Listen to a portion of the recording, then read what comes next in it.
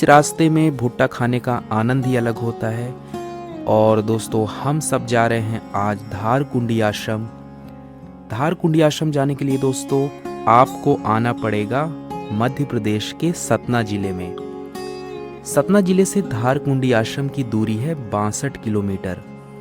तो सड़क मार्ग से दोस्तों हम जा रहे हैं। जैसे ही थोड़ा हम आगे बढ़ते हैं तो जंगलों के बीच में हम पहुंच जाते हैं, जहां पर हमको ऐसे छोटे छोटे जल स्रोत, ऐसे खूबसूरत तालाब, लेक्स दिखाई पड़ते हैं। बरसात का मौसम है, प्रकृति अपने सुंदर अवतार में अवतरित हो चुकी है। इस सुंदर दृश्य को देखने के बाद हम सब आगे बढ़ चले और एक जगह पर जाकर के रुक गए, क्योंकि यहाँ पर दोस्तों कुछ दोस्त आ गए हैं। दिलीप हैं, उमेश हैं, वो भी हमारे साथ इस यात्रा में आगे जाएंगे। और मैं चाहता था कि दिलीप जो है हमारे साथ इस यात्रा में जाएं, तो उनका हम यहाँ पर इंतज़ार करने लगे। बीच रास्ते में ही ये छोटी सी जगह है जिसका नाम है इंडियन होटल। यहाँ पर आप चाय पी सकते हैं, मैगी खा सकते हैं, जलपान का आनंद ले सकते हैं। यहाँ से दोस्तों धारकुंडी आश्रम की दूरी है मात्र 6 किलोमीटर। तो हमारे साथ इस सफ़र में ये हमारी गाड़ी साथ में है, कुछ दोस्त अपनी गाड़ियाँ साथ में लाए हैं। तो चलिए दोस्तों अब हम आगे चलते हैं। जैसे ही हम रास्ते में आगे बढ़ते हैं तो हम देखते हैं घने जंगल को। चारों तरफ बड़े बड़े पेड़ लगे हुए हैं जिनकी गति तेज़ है, तो वो हमसे आगे जा रहे हैं। लेकिन दोस्तों हम भी उनके पीछे पीछे चल रहे हैं। और जब भी आप इस इलाके में आए तो सावधान रहें, क्योंकि जंगली इलाका है। बाघ और तेंदुए अक्सर यहाँ घूमते रहते हैं, तो अकेले ना आएं, कुछ लोग साथ में ज़रूर होने चाहिए। जैसे ही थोड़ी दूर हम आगे बढ़ते हैं तो बीच घने जंगलों में हम धारकुंडी आश्रम पहुंच जाते हैं। यह है दोस्तों आश्रम का गेट। बाहर पार्किंग बनी हुई है। पार्किंग में गाड़ी लगाने के बाद हमने सोचा कि क्यों ना आश्रम के आसपास का जो सुंदर नज़ारा है उसको देख लेते हैं। फिर इसके बाद दोस्तों हम वापस आए। यहाँ पर बंदरों की भीड़ काफ़ी ज़्यादा है, तो सावधान रहें। जैसे ही हम आश्रम परिसर के अंदर जाते हैं तो हम देखते हैं कि हमारे सामने था एक बड़ा सा गेट।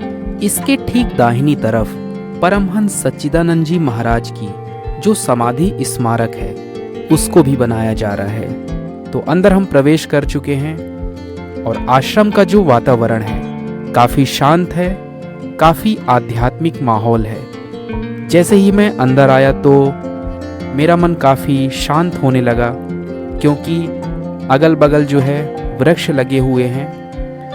पहाड़ियों से सटा हुआ ये आश्रम प्रकृति की गोद में बना हुआ एक सुंदर स्थल है, जहाँ पर दूर दूर से लोग आते हैं और यहाँ आकर के प्रकृति की सुंदरता का आनंद लेते हैं। दोस्तों काफ़ी दिनों से मेरे मन में इच्छा हो रही थी कि परमहंस सच्चिदानंद जी महाराज की जो ये तपोभूमि है धारकुंडी आश्रम, तो क्यों ना मैं भी इसके जाकर के दर्शन करूं।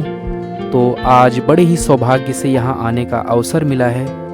जो भी दोस्तों अंदर आते हैं तो सबसे पहले जूते चप्पल यहीं पर उतार देते हैं। इस चट्टान के नीचे हमने अपने भी जूते चप्पल उतार दिए हैं और अब हम आगे इसी रास्ते से आश्रम के अंदर जा रहे हैं। जैसे जैसे हम आगे बढ़ रहे हैं तो ऐसा लग रहा है जैसे हम किसी दिव्य वातावरण के अंदर प्रवेश कर रहे हों। दोस्तों एक एक कदम हम आगे बढ़ते हैं और जिज्ञासा काफ़ी बढ़ती जाती है कि आगे न जाने क्या होगा। दोस्तों दाहिनी ही तरफ सीढ़ियों से नीचे आप जाएंगे तो वहाँ पर रसोई है। दोस्तों हमने सबसे पहले सोचा कि धारकुंडी आश्रम की जो सबसे आकर्षक जगह है यहाँ का झरना, क्यों ना सबसे पहले उसके दर्शन करें। तो उसके दर्शन करने के लिए दोस्तों हमें सीढ़ियों से नीचे जाना पड़ेगा। जैसे ही आप सीढ़ियों से थोड़ा नीचे उतरते हैं तो आप पहुंच जाते हैं धारकुंडी आश्रम के झरने के पास। ये दोस्तों दर्शनीय कुंड है। यहाँ पर दूर दूर से लोग इसको देखने आते हैं।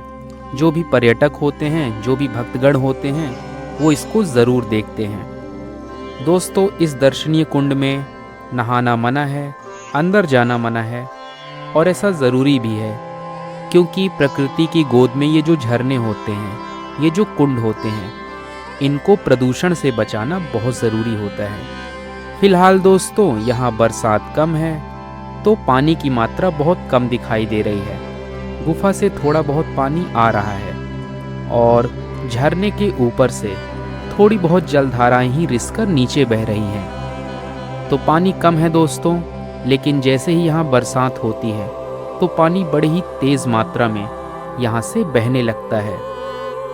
तो इस दर्शनीय कुंड के दोस्तों दर्शन कीजिए। साथ में दोस्तों यहाँ पर एक प्राकृतिक जलधारा गुफा से बहकर बाहर आती है। इस पानी को आप पी सकते हैं।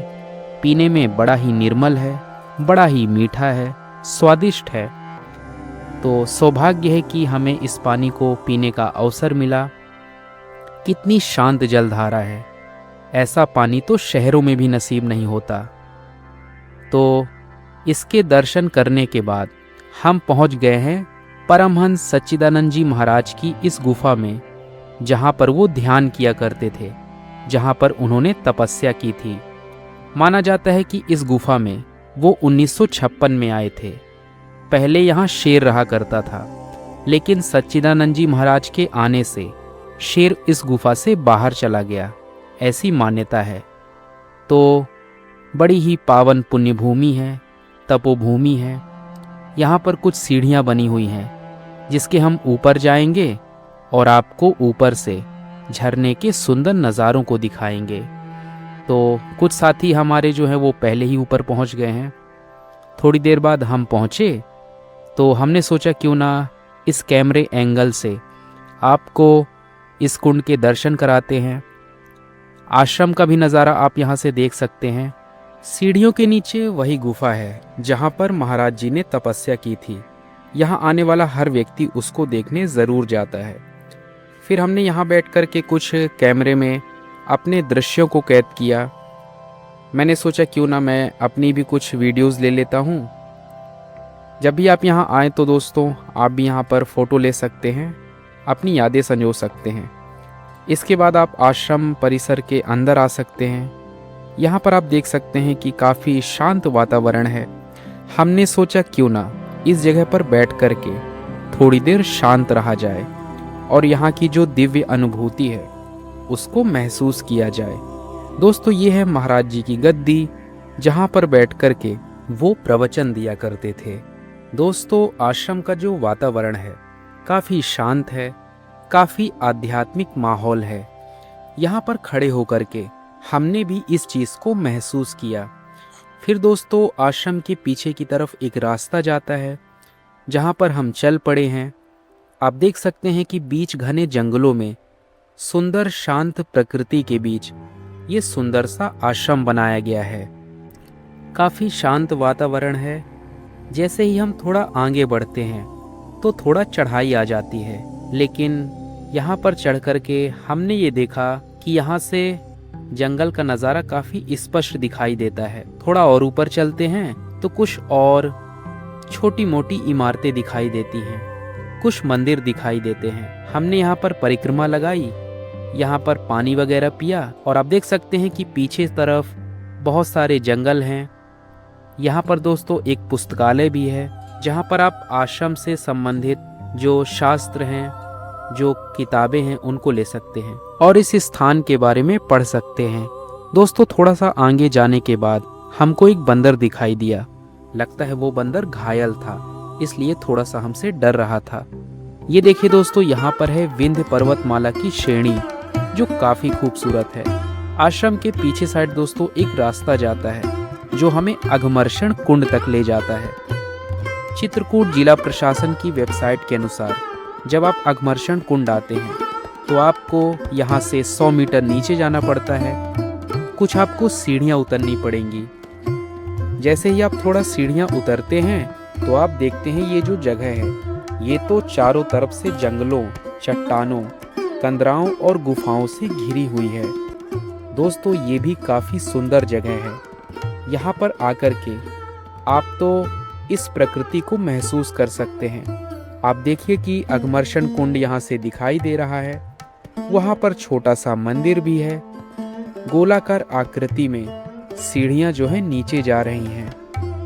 तो अघमर्षण कुंड को देखिए दोस्तों, कुछ लोग स्नान कर रहे हैं। चारों तरफ ये इलाका चट्टानों से घिरा हुआ है।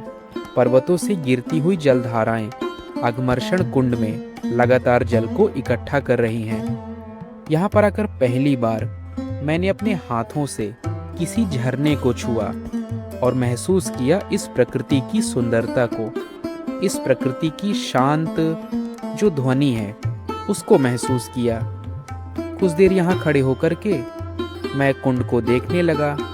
थोड़ा आगे बढ़ा तो कुछ और जलधाराएं पहाड़ के ऊपर से चट्टानों से नीचे उतर रही थी। आप देख सकते हैं कि पानी ऊपर से गिर रहा है। चारों तरफ दोस्तों काफ़ी सुंदर नज़ारा है। लोग जो है स्नान कर रहे हैं, गोता लगा रहे हैं और काफ़ी खुश नज़र आ रहे हैं। ऐसा कहा जाता है कि महाभारत काल में युधिष्ठिर और यक्ष के बीच में जो संवाद हुआ था इसी कुंड के पास हुआ था। साथ में अघमर्षण ऋषि ने इसी कुंड के पास तपस्या की थी, जिससे इसका नाम अघमर्षण कुंड पड़ गया। तो दोस्तों यहाँ पर ज़रूर आएं, अघमर्षण कुंड की सुंदरता का आनंद ज़रूर लें। इस प्रकार दोस्तों हमारी यात्रा पूरी होती है। मिलते हैं किसी नए वीडियो में, तब तक के लिए जय हिंद।